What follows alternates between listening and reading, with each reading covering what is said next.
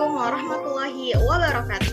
Kami kelompok 3 dari Program Studi Matematika Fakultas Matematika dan Ilmu Pengetahuan Alam Universitas Tadulako. Di sini kami akan mempresentasikan tentang penggunaan atau penerapan fungsi variabel kompleks di bidang teknologi, di mana yang lebih khususnya yaitu penggunaan atau penerapan bilangan kompleks dalam pemrosesan dan penganalisan sinyal. Adapun ini merupakan tugas akhir mata kuliah fungsi variabel kompleks. Nah, sebelum kami masuk presentasian, izinkan saya untuk memperkenalkan teman-teman kelompok saya dari kelompok 3. Ya, perkenalkan, nama saya Zain, stambuk G201202024. Kemudian saya Mulano dengan stambuk G201202026.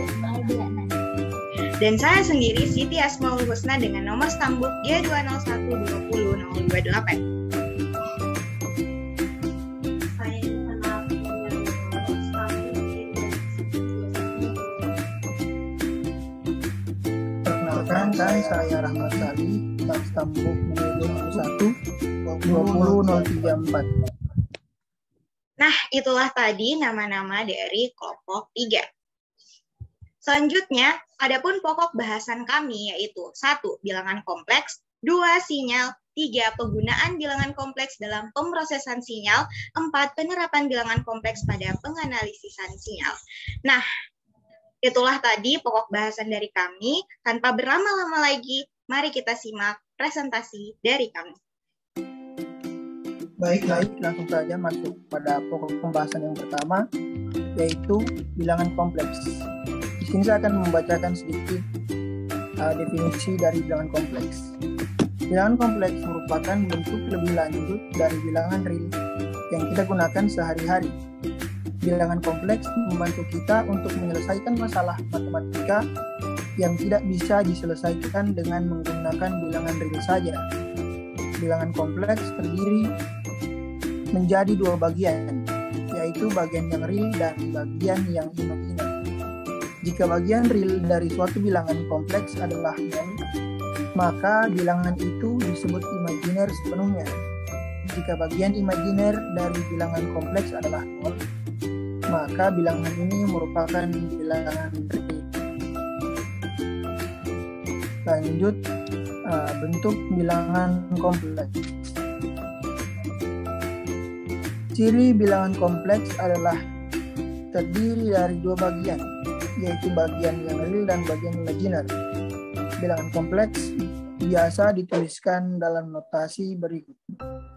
Z sama dengan A plus IB, di mana Z merupakan bilangan kompleks, B merupakan bagian imajiner, dan A merupakan bagian real, I merupakan akar kuadrat min 1. Salah satu keunikan dari bilangan kompleks adalah adanya konstanta I. I merupakan konstanta yang unik karena nilai I kuadrat sama dengan min 1. Hal ini tidak pernah ditemui dalam konsep bilangan real. Ya, selanjutnya operasi bilangan kompleks. Adapun bagian-bagian dari operasi bilangan kompleks yang pertama yaitu penjumlahan dan pengurangan. Penjumlahan dan pengurangan bilangan kompleks dilakukan dengan cara menjumlahkan dan mengurangkan bagian real dan bagian imajiner secara terpisah. Misalkan A1 ditambah IB1 plus minus A2 tambah IB2 sama dengan A1 plus minus A2 ditambah I kali B1 plus minus B2.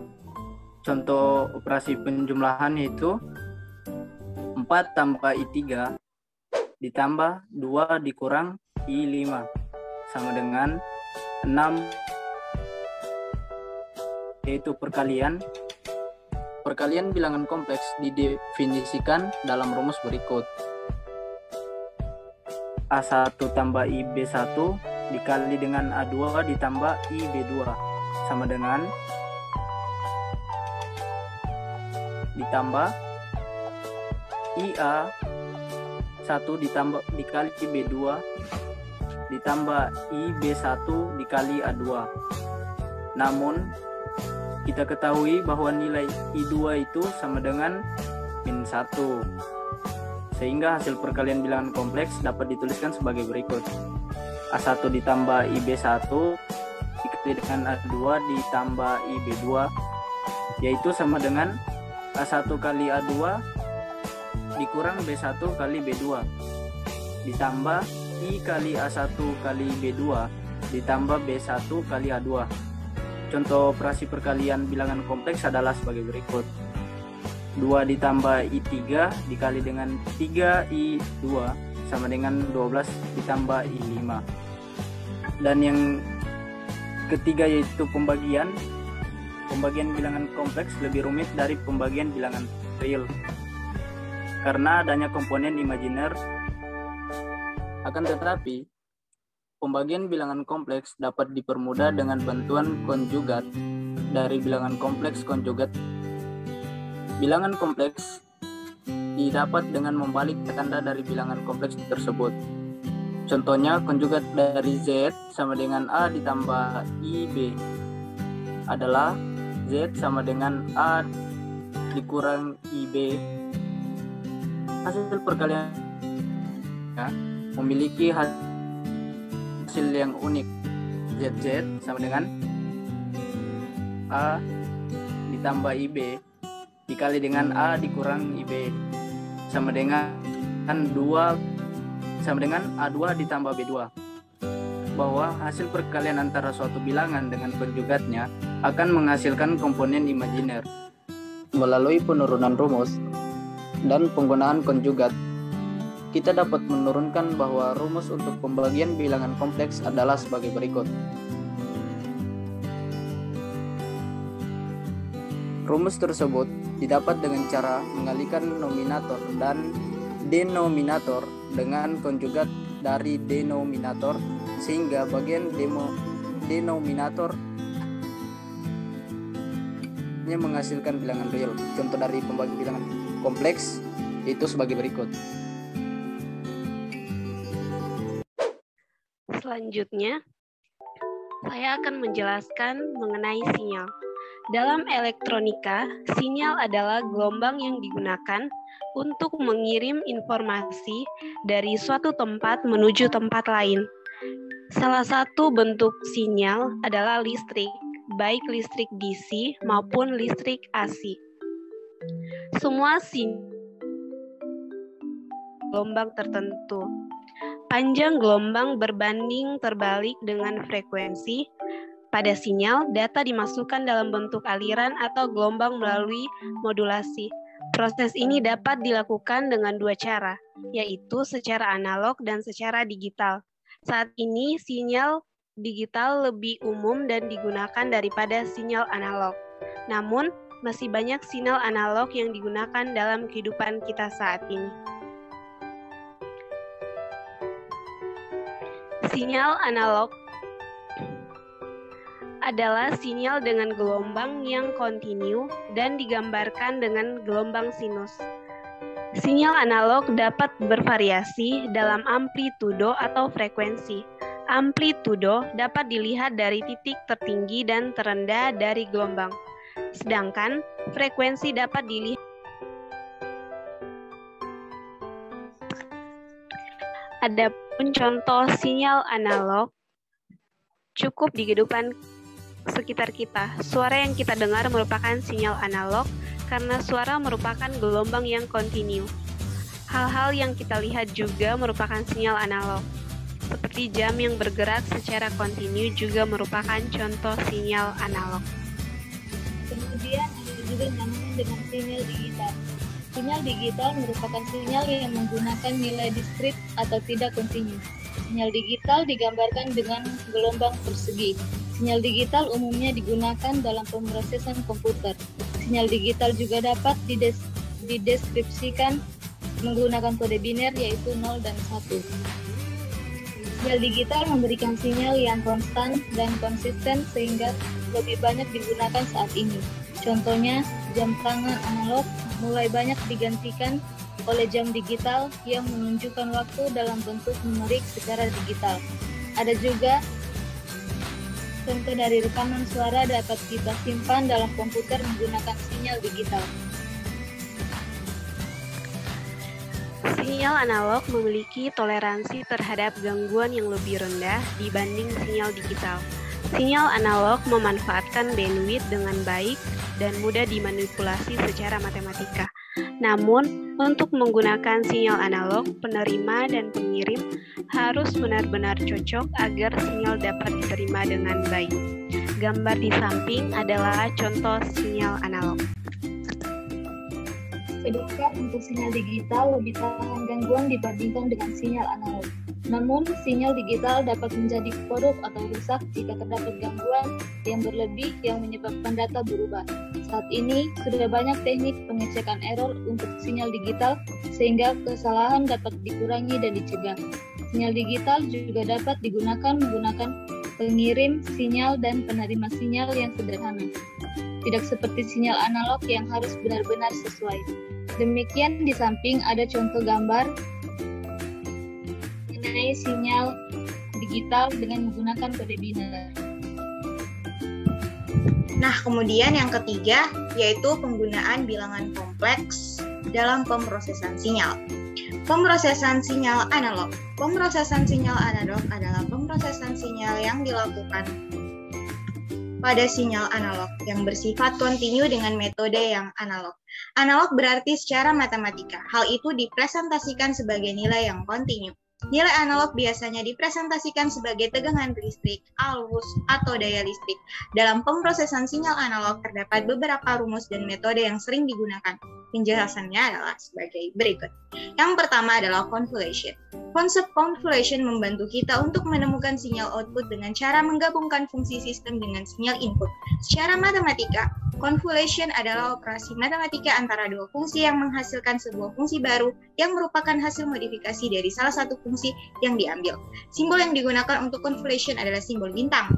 Convolution dirumuskan dalam bentuk integral yang bisa dilihat sebagai berikut. Pada umumnya, nilai A sama dengan minus tak terhingga dan B sama dengan plus tak terhingga. Nah, yang kedua ada transformasi Fourier.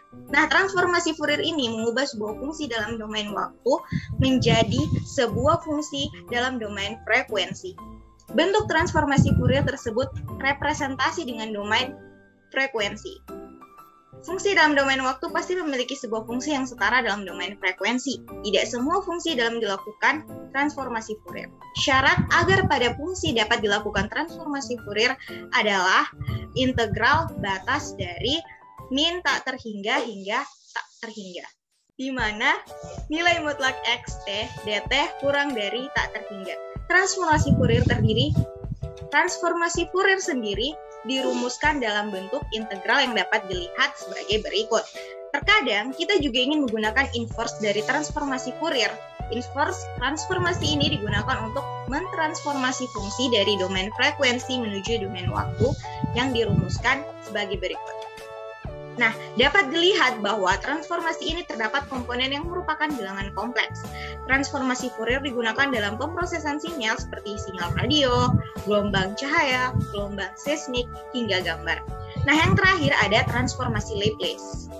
Transformasi Laplace ini adalah transformasi integral yang menerima sebuah fungsi dengan variabel bilangan real positif t, umumnya waktu, menjadi sebuah fungsi dengan variabel kompleks x, frekuensi. Syarat untuk transformasi Laplace adalah t lebih dari 0. Transformasi Laplace dapat digunakan pada sinyal waktu yang kontinu, baik sinyal yang stabil maupun tidak stabil. Transformasi Laplace dirumuskan sebagai berikut, dapat kalian lihat. Sama seperti transformasi Fourier, kadang kita ingin menggunakan inverse transformasi Fourier yang mengubah fungsi dari domain frekuensi menjadi domain waktu yang dapat dilihat perumusannya sebagai berikut. Nah, dalam transformasi Laplace, variabel S dalam ES merupakan komponen bilangan kompleks frekuensi dalam bentuk S sama dengan A tambah IB, di mana A merupakan bilangan real dan B bilangan real yang menjadi komponen bilangan kompleks. Dalam kehidupan sehari-hari, kebanyakan parameter fisika dipresentasikan oleh persamaan diferensial. Contohnya adalah tegangan yang melewati induktor merupakan persamaan diferensial. Dalam kasus seperti ini, transformasi Laplace digunakan untuk menganalisis sinyal seperti ini jika sinyal tersebut bersifat kontinu. Selanjutnya, pemrosesan sinyal digital. Pemrosesan sinyal digital adalah pemrosesan sinyal yang dilakukan pada sinyal digital yang bersifat diskrit, baik waktu diskrit, frekuensi diskrit, atau domain diskrit yang lain.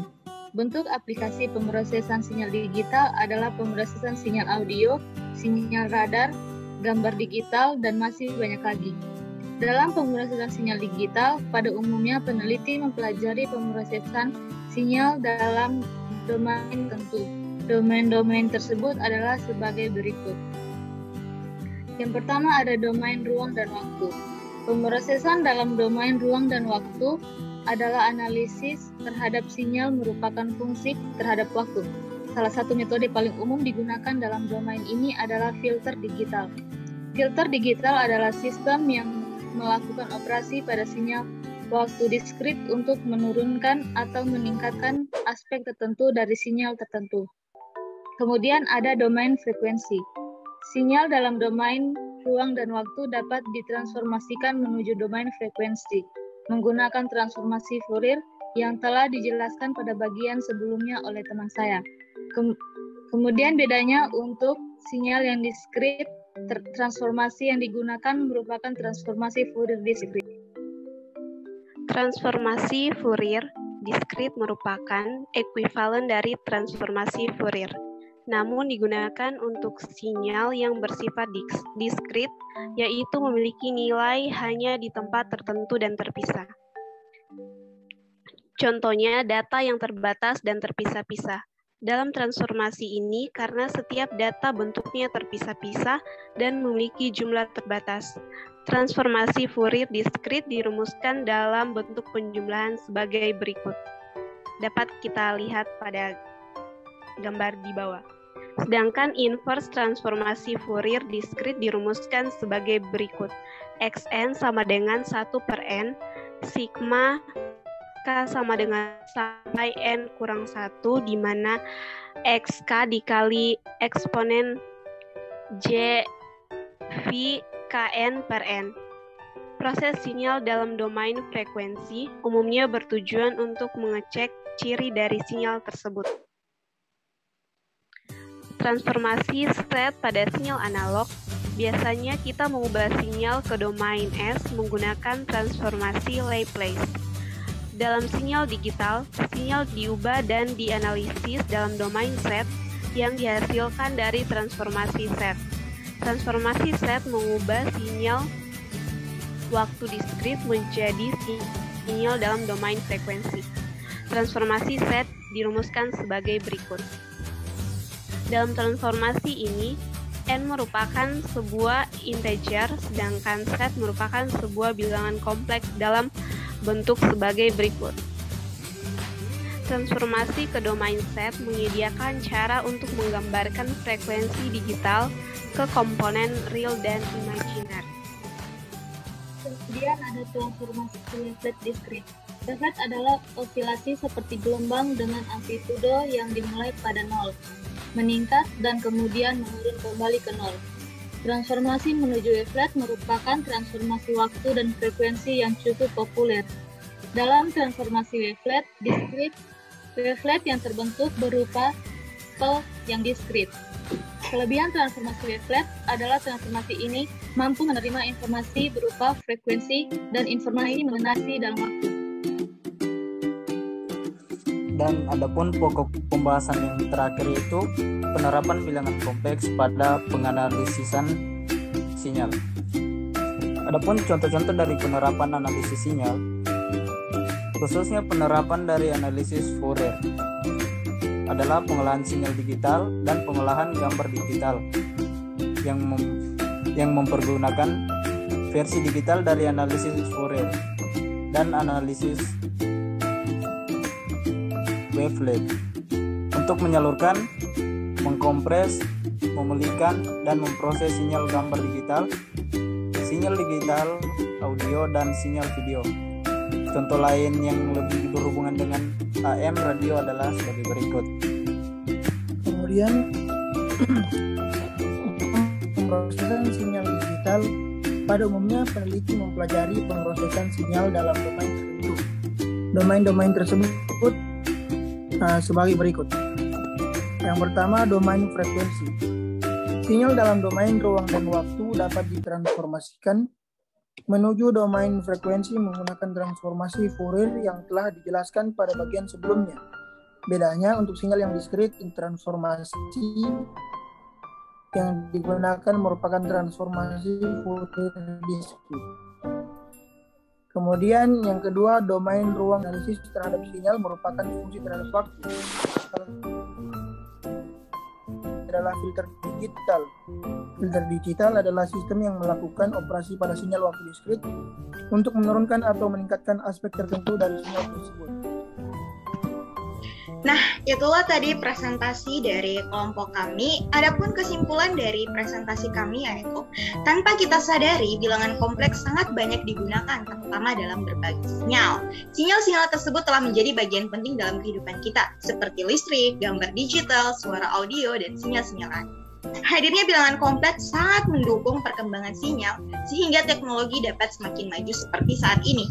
Penggunaan bilangan kompleks dan pemrosesan sinyal tentu akan terus berkembang dan menghasilkan teknologi-teknologi baru yang lebih baik dari sebelumnya. Lebih khususnya lagi, bilangan kompleks tersebut dipakai dalam analisis Fourier, di mana analisis Fourier tersebut bervariasi pada seri Fourier. Seri Fourier tersebut digunakan untuk bermacam-macam sinyal. Seri Fourier dapat mentransformasi sinyal satu ke bentuk lainnya. Pada jenis sinyalnya, tentu saja rumusnya akan berbeda. Nah, adapun referensi dari tugas presentasi kami yaitu dari Stefagus Agus Haryono, Program Studi Teknik Informatika, Sekolah Teknik Elektro dan Informatika Institut Teknologi Bandung, Jalan Ganesha 10 Bandung 40132 Indonesia di @std@itb.ac.id. Nah, itulah presentasi dari kami tentang penerapan bilangan kompleks dalam bidang teknologi. Terima kasih telah menonton video kami. Mohon maaf jika terdapat banyak kekeliruan atau salah-salah kata dalam presentasi kami. Lebih dan kurangnya kami mengucapkan mohon maaf. Wabillahi taufiq wal hidayah. Wassalamualaikum warahmatullahi wabarakatuh.